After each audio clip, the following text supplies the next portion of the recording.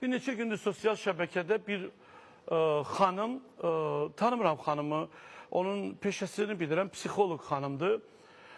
Hacı Şahinin ruhunu narahat edəcəyi fikirlər bildirir. Baxın, hörmətli xanım, siz ola bilər ki, psixoloq kimi tanınmaq istəyirsiniz. Bu ölkədə bir cəmiyyətin üzvü olaraq, ola bilər ki, sizin savadınız daha çoxdur. Amma bu ikinci dəfədir, bu Azərbaycanda bir hal alır ki, insanlar bəzi inanclara hörmətsizlik edib böyük kütləyə təsir eləmək istəyir. Baxın, Mir Mövsüm Ağa Azərbaycanda devlət tərəfindən onun bilirsiniz ki, ziyarətgahı restavrasiya olmuşdu. Ulu öndərimiz vaxtında oranı ziyarət eləmişdi. Bu günləri Gəncədə bizim İmamzadəmiz var. Bugün Nardaranda Rəhmə xanımın ziyarəti var. Buzovnada Əli Ayağı var.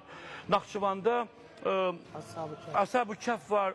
Hacı Şahin, siz ola bilər psixoloq olaraq pul alıb, insanlar yanınıza gəlir olaraq psixoloji olaraq kömək eləmək istəyirsiniz. Amma Hacı Şahin dediyiniz kimi minlərlə gəncləri narkomaniyadan, oğurluqdan, avaralıqdan dinə gətirən insan olub və siz deyirsiniz, Hacı Şahin psixoloq olub. Bəli, Hacı Şahin dini insanlar arasında psixoloq olaraq insanları öz mövzələrinə dəvət edərək onlara Allahın mərhəmətli olduğunu, sevgiyi verdiyini, Allah Teala zalim olmadığını və zalimlara qarşı hər zaman ədalətli olduğunu bildirib.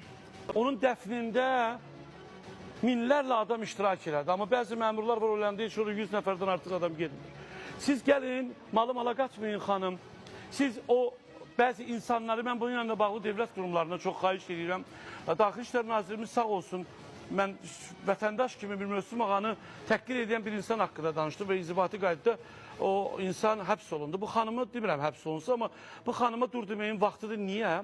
Bu xanım Hacı Şahinin tələbələri, yəni şagirdlərinin və minlərlə ona inanan, necə inanan, yəni onun kəlamlarına inanan, onu sevən, yəni sevgi var da bu insan. Onları qıcıqlandırır. Bu da cinayətə bir addımdır. Xanımın belə bir ifadəsi var. Ərim Hacı Şahinin videolarına baxanda əti tökülürdü. Ərinizin əti tökülə bilər. O sizin ərinizdir. Əgər siz, mən və minlərlə insan Hacı Şahin kimi bu ölkədə sevgi qazanmayıbsa, öləndən sonra belə sevgisi itməyibsə, sizi insanların bir sevdiyi, bir ideologiyası olan bir insana qarşı çıxmağınız düzgün deyil.